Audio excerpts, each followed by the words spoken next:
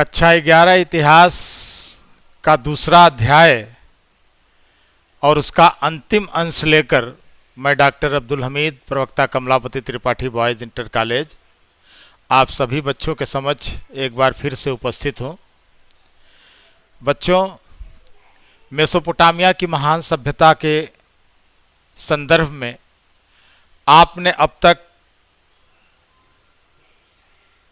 जो वहाँ की शहरी संस्कृति थी और जो लेखन कला थी, इसके विषय में विस्तृत रूप से अध्ययन कर चुके हैं। एक प्रकार से आपका पूरा अध्याय समाप्त हो चुका है। आज आप महज एक उपसंहार यानी निष्कर्ष पढ़ने जा रहे हैं। तो आइए इस उपसंहार में क्या है ये हम जानने की कोशिश करते हैं। दो ही बातें थीं, शहरीकरण और लेखन कला। तो हम इस उपसंहार या निष्कर्ष में ये जानेंगे पहले कि मेसोपोटामियाई संस्कृति में शहरों का कितना महत्व था। मेसोपोटामियाई संस्कृति में नगरों का महत्व। बच्चों, किसी के भी जीवन में, किसी समुदाय, किसी वर्ग के जीवन में कोई एक विशेष चीज बहुत मायने रखती है जो उन्हें गर्व करने का मौका देती है और उन्हें विशिष्ट बनाती है। मेसोपोटामिया की सभ्यता में हम ये जितना भी उसके विषय में हमको प्रमाण मिले हैं, जितना हमने अब तक समझा है उसके इतिहास से, उससे ये प्रतीत होता है कि मेसोपोटामिया वासी शहरी जीवन को बेहद महत्व देते थे। शहरों में अनेक समुदाय और संस्कृति के लोग एक साथ मिलजुल कर रहते थे। कभी कभी युद्ध में अगर कोई शहर नष्ट हो जाता था तो वो उस पर कविताएं लिखते थे और उस कविताओं को बार बार सुनकर पढ़कर अपने उस महान शहर को यादों में बसाए रहते थे। ऐसे कई वृत्तांत मिलते हैं जिससे हमको पता चलता है कि ये अपने शहरों से कितना प्रेम करते थे। एक महाकाव्य है तत्कालीन मेसोपोटामियाई सभ्यता का, जिसे हम गिलगेमिस महाकाव्य के नाम से जानते हैं। गिलगेमिस महाकाव्य ये हमको मेसोपोटामिया की सभ्यता में 12 बड़ी बड़ी पट्टिकाओं पे लिखा हुआ मिलता है। इस महाकाव्य में के अंत में एक बहुत मर्म स्पर्शी घटना वर्णित की गई है, जिससे पता चलता है कि मेसोपोटामिया के लोगों का, यहां तक कि उसके राजा का, अपने नगरों पर कितना गर्व किया करते थे। वास्तव में गिलगेमिस उरूक नगर का शासक और एक महान योद्धा था। अपने एक बेहद अजीज मित्र की मृत्यु से वो बड़ा निराश हुआ था और अमरत्व प्राप्त करने की खोज में पूरी दुनिया का चक्कर उसने लगा डाला। कई सागर महासागर पार किए, लेकिन अंततः थक हार कर वो वापस अपने नगर उरूक में ही आया।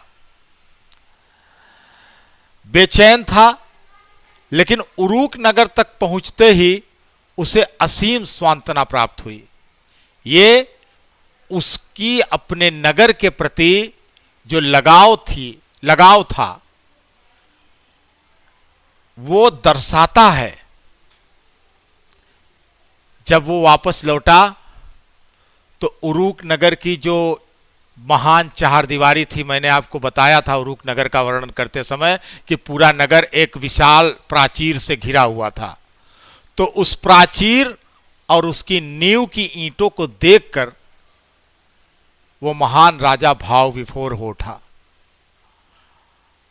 और साथ ही साथ राजा के साथ वहां के जो सामान्य जन थे वो भी अपने नगर को बेहद प्रेम करते थे। महान राजा गिलगेमिस द्वारा अपने अंतिम समय में चहारदीवारी यानी प्राचीर की नींव को देखकर भाव विभोर होना, यह साबित करता है कि उसे अपनी प्रजा द्वारा बनाए गए इस महान नगर से असीम लगाव था। तो इस प्रकार हम ये पाते हैं कि मेसोपोटामियाई संस्कृति में शहरों का बेहद महत्व था, वहां के राजा के लिए भी और वहां के सामान्य नगरवासियों के लिए भी। आइए अब हम दूसरी बात करते हैं, लेखन कला की देन। बच्चों, कोई भी मर्मस्पर्शी कहानी हो, कोई किस्सा हो, उसे मौखिक रूप से सुनते सुनाते जीवित रहते हैं। यानी जो कहानियां किस्से हैं वो एक दूसरे से सुनते सुनाते ही जीवित रहते हैं। लेकिन विज्ञान को जीवित रखने के लिए एक दूसरे से सुनना समझना ही पर्याप्त नहीं होता है, बल्कि विज्ञान को जीवित रखने के लिए लिखित दस्तावेजों, किताबों वगैरह की जरूरत पड़ती है। और वो इसलिए ताकि विद्वानों की जो भावी पीढ़ियां हैं उसको पढ़ सकें और उस पर अमल कर सकें। बच्चों, मेसोपोटामिया ने इस दुनिया को एक ऐसी महान चीज दी है जिसे जानकर आप आश्चर्यचकित हो जाएंगे। जी हां, मेसोपोटामिया की सबसे बड़ी दुनिया को देन है काल गणना और गणित की विद्वतापूर्ण परंपरा। काल गणना समझ रहे हैं? काल गणना वो है जो घंटा, पहर, दिन, महीना, साल, इन सब के संदर्भ में है। तो ये एक महान देन थी इस सभ्यता की आज के मनुष्य के लिए भी। हम इन महान अंशों को अलग अलग समझने की कोशिश करते हैं। सबसे पहले हम यह देखने की कोशिश करेंगे कि गणित में इस सभ्यता और संस्कृति ने क्या उपलब्धियां हासिल की थी। तो जो प्रमाण मिले हैं उसके अनुसार गुणा भाग की तालिकाएं, वर्ग तथा वर्गमूल, चक्रवृद्धि ब्याज की तालिकाएं, ये सारी चीजें इस दौर में हमको देखने को मिली हैं। 1800 ईसा पूर्व के आसपास की कुछ पट्टियों पर ऐसे प्रमाण हमको मिलते हैं जो इस सभ्यता की समृद्ध गणित के परिचायक हैं। पानी से डूबे हुए खेत का आयतन निकालना, इस तरह के प्रश्न उस समय के विद्यार्थियों से पूछे जाते थे। तो इस प्रकार हम देखते हैं कि गणित में मेसोपोटामिया के लोगों को महान उपलब्धि हासिल थी। आइए देखते हैं आगे काल गणना। यह वो चीज है या वो देन है जिसको हम आज तक पीढ़ियों दर पीढ़ियों लेकर के आगे बढ़ रहे हैं। तत्कालीन मेसोपोटामियाई समाज में चंद्रमा द्वारा पृथ्वी की परिक्रमा का उन्हें ज्ञान था। यानी चंद्रमा हमारी पृथ्वी के चारों ओर चक्कर लगाता है, इस बात का मेसोपोटामियाई सभ्यता के लोगों को ज्ञान था।